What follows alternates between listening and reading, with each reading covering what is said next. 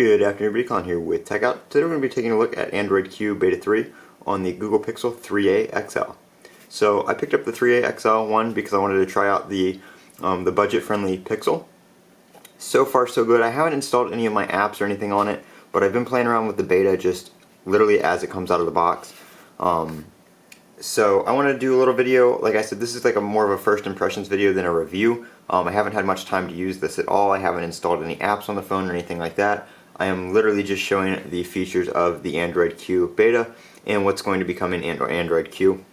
So if I do miss a few things, please keep that in mind that I have not had a chance to fully explore yet, and I've only been using this for about 30 minutes. It is just a first impressions video. So first things first is everything is running very well for a beta.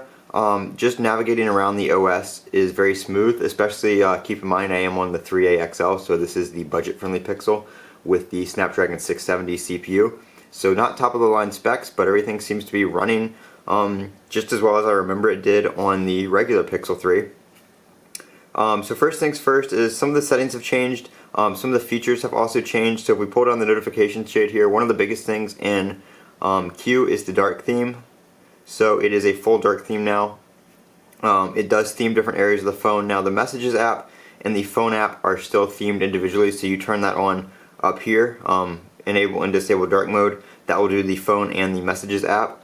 But everything else is going to be themed through this dark theme on the notification shade. They did have that night mode before. I'm not really sure what the exact difference is between the night mode and the dark theme. I think the theme is supposed to give you more of a dark UI, more things are going to be themed. Not too sure on that because dark mode, or night mode as they called it, was really good as well. And Android Pie. So there's that. The gestures are another big thing that changed in Android Q.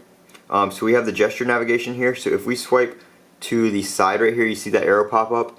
If you're in a app, let's see, go back to the Play Store. If you're in an app and you have this hamburger menu up here where it pulls this thing out to the side, you can't swipe over for that menu anymore. So what it does is that is actually your back now with this gesture navigation. If you do a half swipe up, you get your app switcher.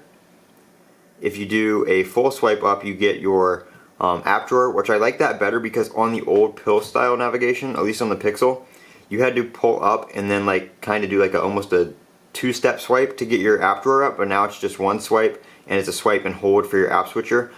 Basically they're taking what Apple did on iOS with the iPhone 10 and 10s and all that kind of stuff. You've got this little line down here. Apple doesn't have an app drawer obviously, but it works the same way in the app switcher. Like I said, if you go into something and you do the back swipe, it's one, the swipe is on the side now instead of the button on the bottom.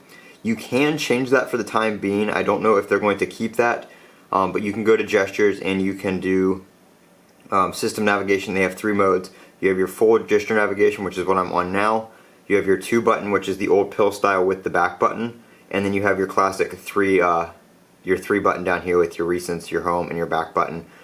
I do prefer this because it's similar to how the iPhone works, and I do like that navigation. I don't know if Google is going to be keeping this option for you to change it in here once this releases to the public, or if that is just for now to get used to it.